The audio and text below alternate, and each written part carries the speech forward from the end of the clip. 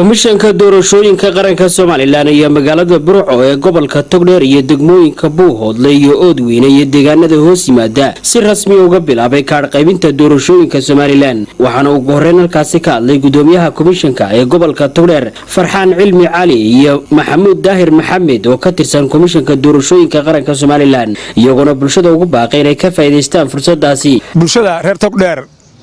aan hawada u marinana inay ka faa'iideystaan mudada koorka ah ee 3 cisho ah ee dhammaan goobuhu ay shaqaynayaan inuu qof waliba ka faa'iideysto goobtii uu iska diiwaan galiyay uu kaarkiisii u doonto waxa kale oo iyaduna ku laran 2016 qofkii diiwaan galiyay ee aan nasiib u helin inuu kaarkiisii qaato inuu maanta kaarkiisii yaalo 3 maalmood ee kaar qaybintu socoto in dhammaan bulshada ay u diyaar garoobaan oo goobaha ay ka qaataan kaarar qof kasta oo kaar isdiiwaan galiyay xilligii 2021 kaarkiisa ha doonto dadkii kaararku ka maqnaayeen 2016 oo aan kaarka qaadan iyana kaararkoodii waa loo sidaa iyaguna kaarkii ha doontaan marka bulshada waxaan ku wacyi gelinaynaa ama aanu halkan uga faa'iideysanaynaa maanta in kaarka la qaato waa ku celcelinaynaa war kaarka qaata agasiisid 6 subaxnimo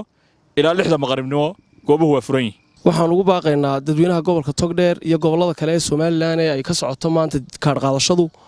in la qaato kaarka gaar ahaan gobolka Togdheer oo ku sugannahay gobolka Togdheer waxa degmada ugu codka badan waa magaalada Burco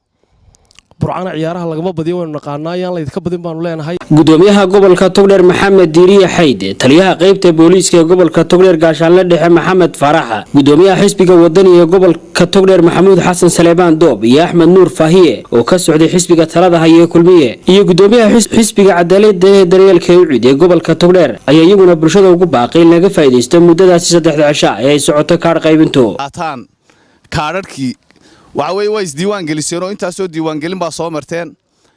hadda waxa weeye wixii soo marteen hawl soo marteen diiwaan gelin soo marteen rarid soo marteen u seexateen u dhaxdeen wixii baa maanta halkan kaararkii la qaadanaya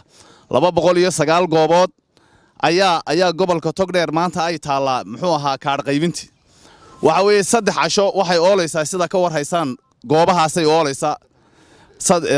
muxuu ahaa 209 goobood 3 casho markay dhamaato 7 casho na waxay oolaysaa xarumaha degmooyinka sida degmada Burco iyo Oodweyne iyo meelo kamida degmada Buuhoodle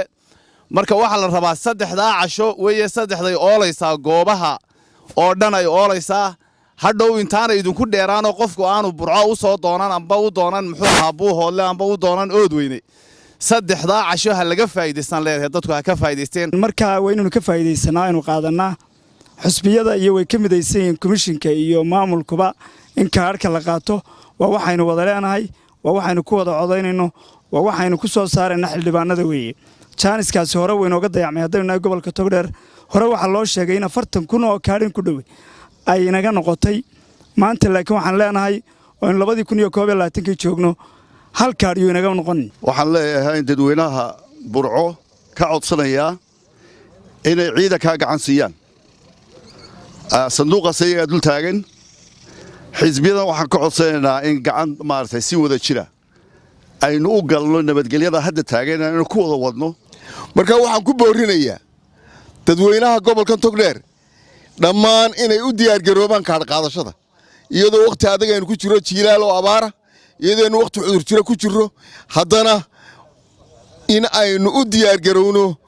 mashruuca qarankeenu leeyahay lafdhabartayno ah ee muddada dheer laga soo shaqeynay waa imika waxaynu la galay diiwaan gelinta aynu galnay December aakhirkeedii iyo January maanta ay March ay 30 tahayna